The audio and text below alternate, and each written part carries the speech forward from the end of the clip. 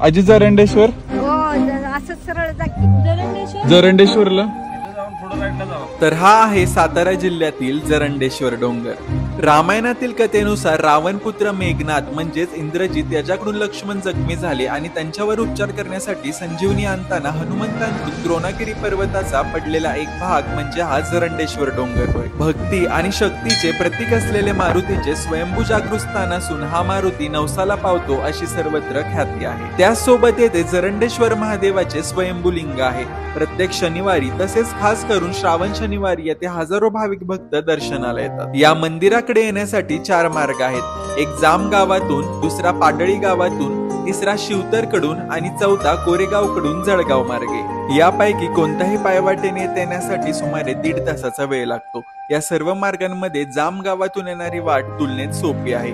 सुरुवातीला 350 ते 400 पायऱ्या असून त्यानंतर पुढे डोंगर वाटेने मंदिरापर्यंत जावे लागते। तर आम्हाला पायवाटेने ट्रेक करायचा होता म्हणून आम्ही आलतो शिवतर मार्गे। सकाळी 7 वाजता बजरंग बली की जय म्हणत डोंगर चढायला सुरुवात केली। हा द्रोणागिरी पर्वताचाच भाग असल्याने त्यामुळेच की काय आज सुद्धा हजारो वर्षानंतर विविध प्रकारच्या वनस्पती येथे सापडतात। येथे आढळणाऱ्या औषधी वनस्पतींमुळे शेकडो रुग्ण असाध्य रोगातून बरे झाले आहेत। त्यामुळे या स्थानाचे महत्त्व आणखीनच वाढले आहे। या ठिकाणी भारतभरातले तसेच जगभरातले अनेक वैज्ञानिक संशोधक येथील औषधी वनस्पतींचे संशोधन करण्यासाठी येत असतात। सह्याद्रीच्या कुशीत वसलेलं जरंडेश्वर, घनदाट झाडांची हिरवाई, डोंगरात वाहणारा थंडगार वारा आणि निसर्गाची अनोखी प्रसन्नता मन मोहून टाकते।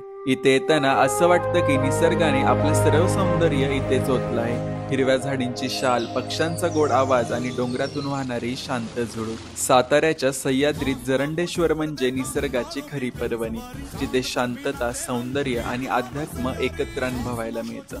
शेवटी आम्ही ट्रेक करत वर पोहोचलो। वर येता श्री समर्थ रामदास स्वामी ज्या गुहेत ध्यानधारणा करायची ती जागा पाहिली। तेथून थोडे पुढे जाताच रामगिरी महाराजांच्या समाधीचे दर्शन झाले। त्या समाधी मंदिराच्या बाजूला भले मोठे दगडी गोटे सुद्धा पाहायला मिळेल।